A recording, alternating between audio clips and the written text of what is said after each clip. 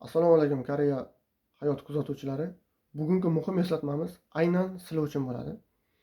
Kuni kecha bir Rossiya fuqarosi kechasi o'ziga o'zi xizmat ko'rsatish shoxobchasiga borib, mashinasiga yoqilg'ini quyib, shoxobcha shlankasini uzmasdan ketib olgan.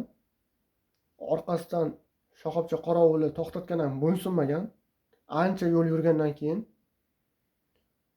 boyagi uzilgan shlankani mashinasidan uzib, yo'lga otib yuborib, o'zi qochib ketgan.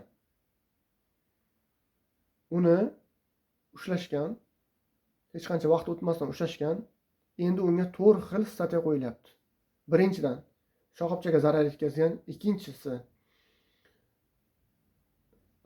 shoxobcha qorovuliga bo'ysunmagan. Uchinchisi, mashinani hujjati, dokumenti, pog'imi ya'ni sug'urtasi, prava ham bo'lmagan. To'rtinchisi, shopirni o'zini vizasi ham bo'lmagan. Hurmatli vatandoshlar, ogoh bo'ling.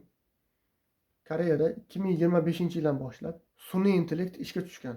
Hozirgi kunda qonunbuzarlarni, ya'ni kameralar orqali emas, sun'iy intellekt orqali ushlab olishyapti. Hushyor bo'ling. Men qochib ketdim, bo'ldi, endi tutolmaydi deb o'ylamang. Siz uyingizdan chiqqaningizdan boshlab sun'iy intellekt sizni kuzatib yuradi. Ogoh bo'ling.